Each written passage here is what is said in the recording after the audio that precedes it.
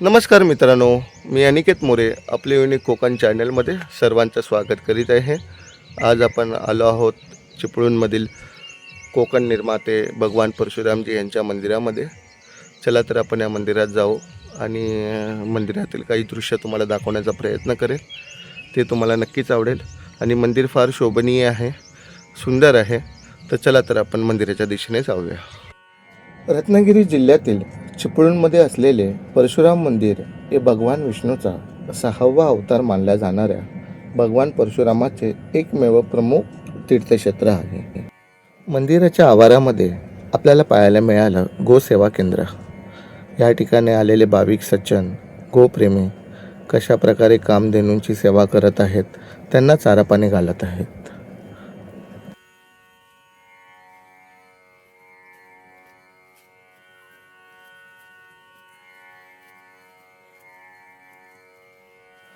अंदाजे 300 वर्षे जुन्या असलेल्या या मंदिराचे वास्तुकलेत हिंदू, मुघल आणि युरोपियन शैलीचे सुंदर मिश्रण आपल्याला पाहायला मिळते. परशुरामाने समुद्रात बाण मारून मागे हटवला आणि कोकण भूमी निर्माण केली, असे पौराणिक महत्त्व देखील आहे.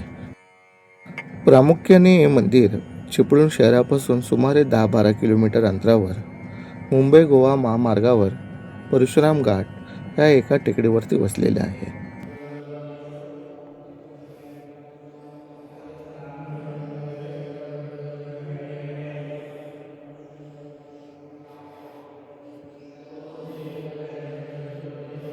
भगवान श्री परशुरामाचे दर्शन घेऊन झाल्यावर आपण काही क्षण त्या मंदिराच्या आवारातच बसलो होतो, कारण तिथे चालू असलेल्या मंत्र उच्चारणामुळे दिव्य वैश्विक वाणी माझ्या कानावर पडत होती.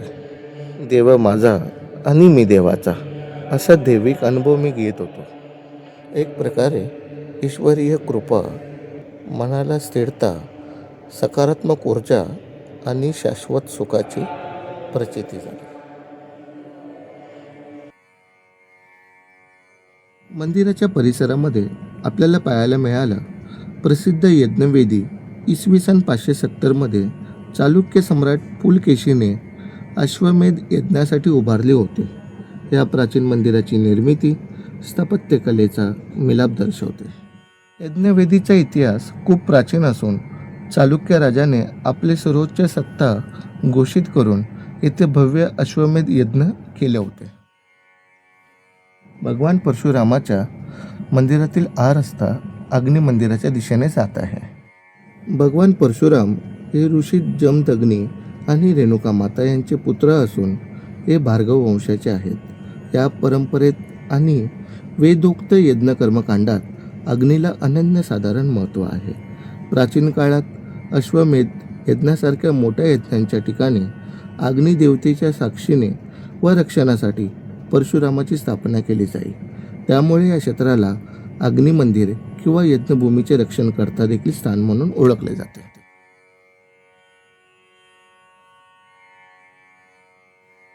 या परिसरातच आपल्याला गंगा माता मंदिर देखील बघायला मिळाले.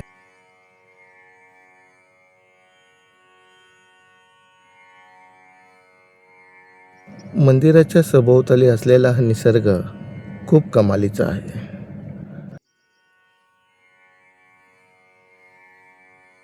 याच ठिकाणी आपल्याला श्री रेणुका माता मंदिर देखील पाहायला मिळेल. मूळपीठ वासिनी, दैत्य महिषमर्दिनी, त्रिभुवनाची स्वामिनी, उभी माय रेणुका, स्मृतगामी पाताळी, अमृतेसी बेटली, परशुराम सावली, उभी माय रेणुका, वृक्षवल्ली आमा, सोहेरी वंचरे. संत तुकाराम महाराजांचा हा अभंग आपल्या सर्वांना माहीत आहे आणि या अभंगाचा अर्थ देखील सरळ आहे. या निसर्गाच्या सानिध्यात झाडे, वेली, पशुपक्षी हेच खरे आपले नातेवाईक आहेत, हेच आपले सोहरे आहेत. यांच्याकडून आपल्याला बरंच काही शिकण्यासारखं मिळतं. यांच्या सानिध्यात राहिल्यावर या नैसर्गिक वातावरणामध्ये आपलं मन शांत होऊन जातं. शाश्वत सुखामुळे आपल्याला एकांत देखील फार आवडतो. अशा कारणाने कोणाविषयी असलेली निंदा, द्वेष, ईर्ष्या भावना आपल्या अंगालाही चिटकत नाही आणि आपलं मन स्वतःशी संवाद साधू लागतं. असा हा निसर्गरम्य परिसर आणि या ठिकाणी आल्यावरती मला फार आनंद झाला. मन भरून आलं, मन प्रसन्न वाटत होतं, देहभान विसरून गेलो होतो. माझा हा परतीचा प्रवास मुंबईच्या दिशेने सुरू झाला. हा संपूर्ण प्रवास माझा अनुभवाने भरलेला होता आणि त्यातनं मला बरंच काही शिकण्यासारखं मिळालं. पुढे मी नाश्ता करण्यासाठी बापू वडापाव, जे खेड भरणा नाक्यावरती आहे, या ठिकाणी आलो.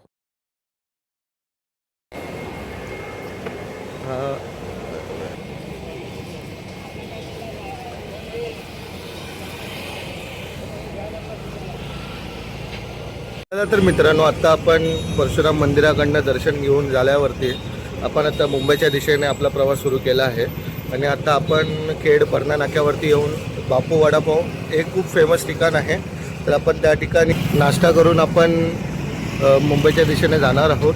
आणि भरणा नाक्यावरती खेड इथे तुम्ही कोणालाही विचारलात बापू वडापाव कुठे आहे तर कुणीही तुम्हाला सहजपणे सांगू शकते, एवढं ते फेमस ठिकाण आहे.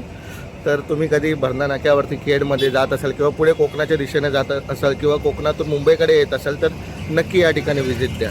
नमस्कार. चला तर मित्रांनो, आपण पुन्हा एकदा भेटूया नवीन व्हिडिओ घेऊन नवीन जागेवरती. तोपर्यंत चॅनलला सबस्क्राईब करा, लाईक करा, कमेंट करा. धन्यवाद.